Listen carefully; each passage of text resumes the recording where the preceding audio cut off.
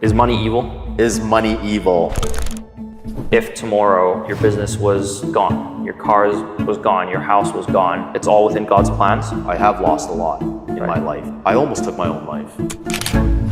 It's that vision, working through my limitations, my fears. And all we had were the clothes that we were wearing. We had no money, nothing. Quan Lee is the third partner and other half of the investing team that backs Semper Agency. Last episode, you all met Michael, Semper's 8-figure day trading investor, but now it's Quan's turn to talk. He's the measured, serious, and calculated counterpart that completes the dream team. Quan built his own accounting firm after 8 years at Deloitte and is part of Calgary's top 40 under 40 by Avenue magazine. But things weren't always sunshine and rainbows for Quan, so grab your notebooks. There's a lot to learn from his life. All right, guys, I'm here with my second investor, Quan. We just shot some video ads in his office here, and we had some extra time. So I thought I'd get you guys a little introduction about him. Let's get it. Tell us about, like where you grew up, a little bit about that background. Yeah, 40 years on Earth, and I'm actually an immigrant. Parents were refugees, and I was born in Indonesia on a refugee camp. So you didn't come from money?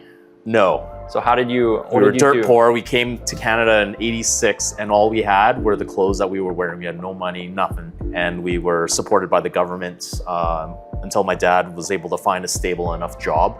And we were paycheck to paycheck growing up, and I had 3 younger siblings as well. My mom never worked. She had to take care of 4 kids. And yeah, it was a grind. It was, growing up in the less fortunate part of Calgary. It wasn't easy. There was a lot of things in the environment that influenced the way we grew up and could have easily thrown us off track at any moment in time. Right. And you see that every single day.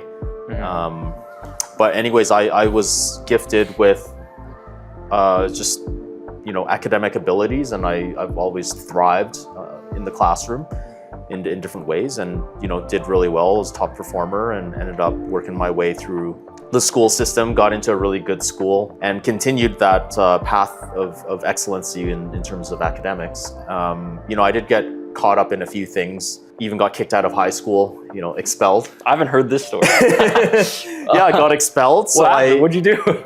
I got into a food fight in the cafeteria, threw a chair, didn't think that justice was served, so I took it in my own hands and beat the kid up after school, and that's what got me kicked out. Tough guy. But you know what? There was a blessing in that at the same time. I went to a less fortunate high school in the city, and it really contrasted the quality within the school system. Right. So now I really understand when they say, this is a good school, this is not a good school.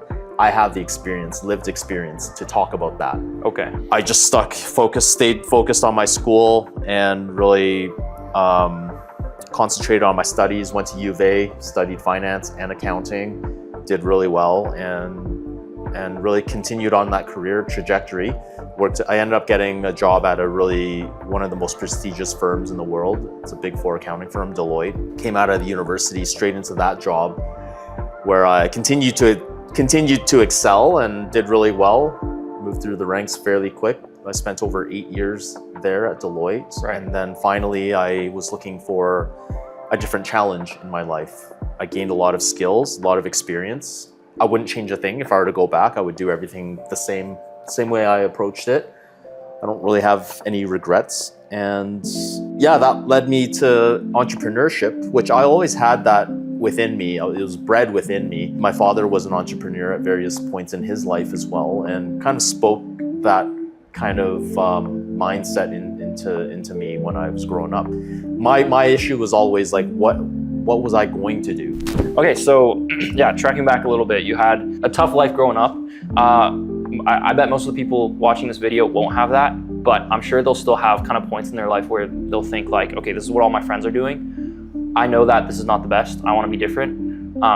You obviously had it in a way more extreme sense, and you came out better than, basically all of them. So what kind of motivated you, and what did you tell yourself in order to stay focused on what you knew was important? My dad spoke this into me at a very young age. He always focused on me and really driving home the fact that the decisions I made would have a direct impact on my life and where I would end up. Right. He's like, it's not going to impact my life and where I end up.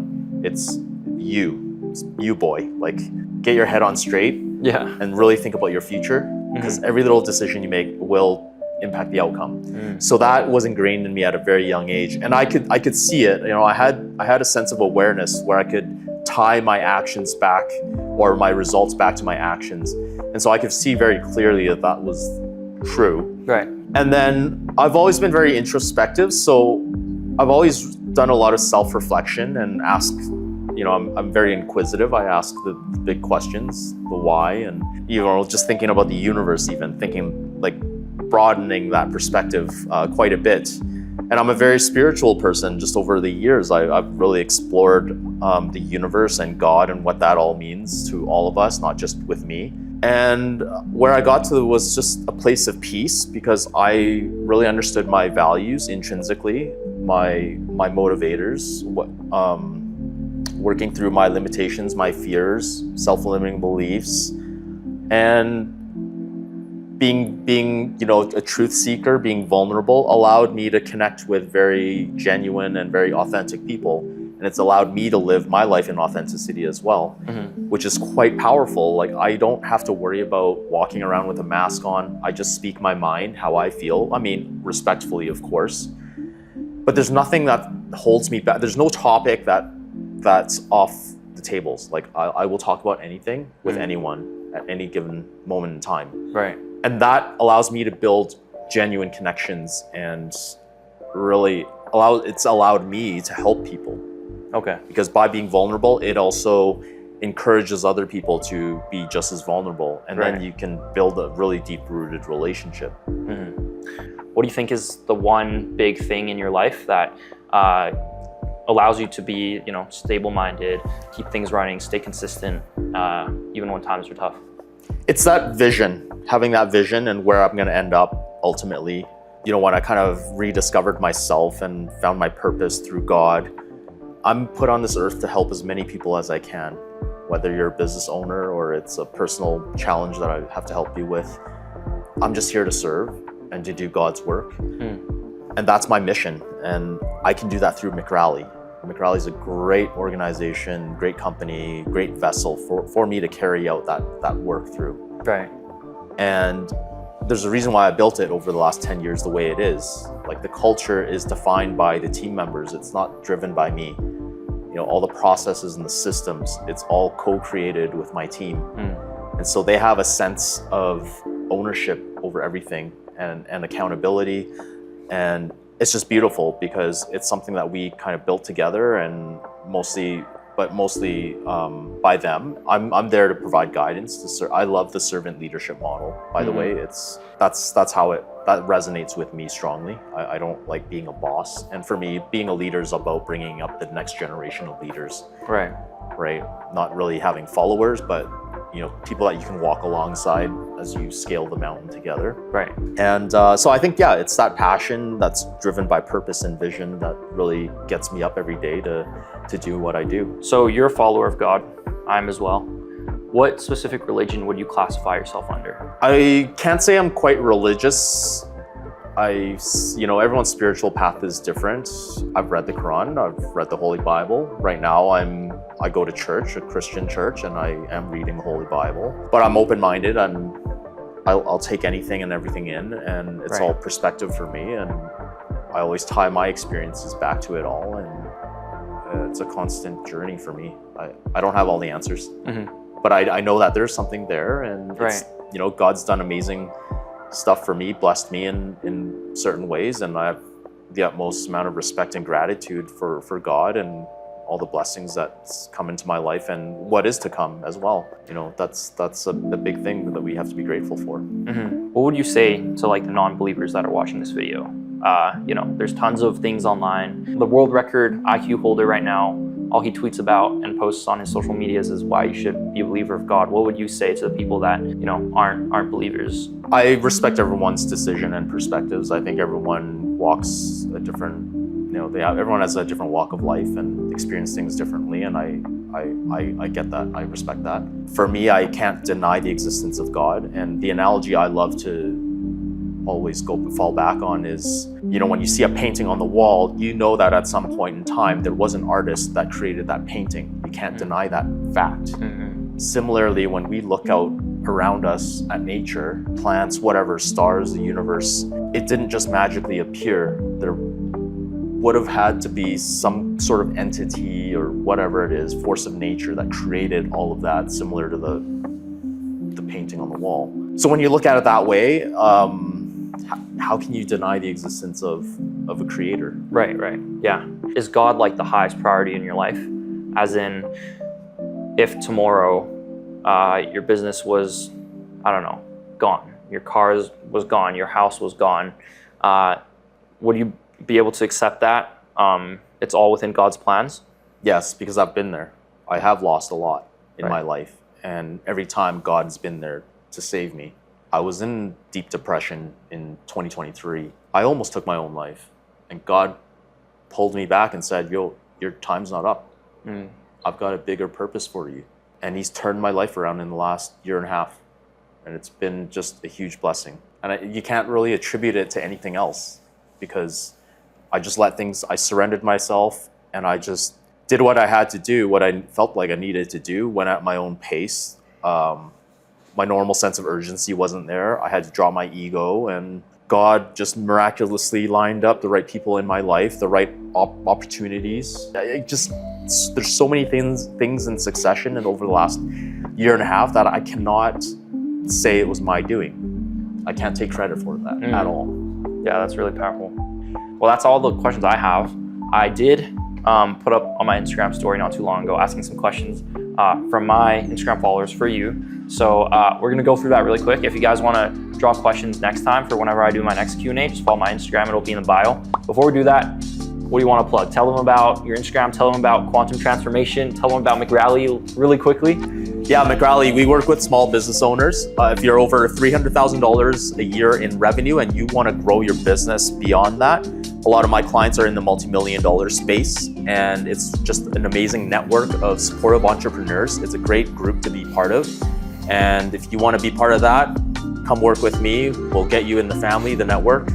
Quantum Transformation is about helping accounting firm owners scale their businesses from $250,000 in revenue to north of $1 million with the systems and tools that I've used for my own business, because I paid for my own coaching over the years, and I'm using a lot of the techniques and strategies to help other accounting firm owners. Because there's so much work to be out there, so many opportunities to be out there, and it's just, I want to share the love, spread the love. Everyone can live their life in fulfillment, live a fulfilling life. And so yeah, that's what I'm there to do. That's how I'm going to offer it. Awesome. And yeah. Cool, let's get into questions. Number one, what's the hardest part about it? Probably referring to you being top 40 under 40. Oh, there's nothing hard about it. I got to the point in my life where I was okay with receiving compliments and just anything that I've been blessed with. I just take it all in, I embrace it, and I celebrate it. And I celebrate it with people I love, people in my life I love, and who love me in return, because that's what... It's okay, light went out, we're keep going. I think that's what life is about. It's all with the experiences, not right. just with yourself, but the people, sharing those moments with 100%. People around you. Yeah. Okay, cool. Next question. How can I get rich by finding a demand? So demand, that means there's a market out there for what you have to offer. So connect those people. You have to find a way to connect your service or your product with those people. And that's where branding and marketing is critical. This guy. Yeah, that's me. He'll tell you how to do it, right? Yeah. You can go out there and door knock, whatever, but right now our most powerful platform is online to reach the entire world. So if you have a good product, a good service, just use whatever channels out there, online channels, to connect with as many people as you can. If you can solve their problem and it's compelling enough, they will pay money for it. Okay, cool. Next question. So right now, obviously for people my age, most of them are in school trying to land internships, things like that. And it's very competitive if you want to be the best. So from someone that runs an accounting firm, that's worked at a Big Four accounting firm, what can people my age do as interns, things like that, to actually stand out and land internships and job offers? I think you have to show that you're proactive, you take initiative for your own learning and your own success. show that you're organized, show that you can come up with good ideas, big ideas, and just be relentless with self-improvement. You always want to be better than you were yesterday. You're not, for me, I'm not out there trying to be better than the next accountant or the next business advisor or strategist. I'm just trying to be better than I was yesterday. And if you keep doing that and you don't give up on that, you're going to be the best out there. Is money evil?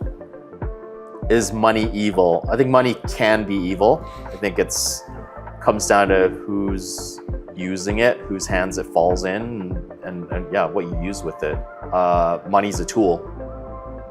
Money is an exchange of value, and money can be very helpful. A lot of people, if you look at not-for-profits, charities out there, even companies, they'll use some of that money to support good causes. So can you say money's evil in that context? Probably not. But yes, money is tied in with underground activity and drugs and prostitution and all of that, yes. But at the end of the day, it's just a tool and a way to exchange value. And inherently in itself, I don't know if it's evil. I think it's like all the things that come out of it that could be evil, like greed. Right. Greed is a big one, I guess. Okay, well, yeah, that's all the questions from the Q&A that I wanted to answer.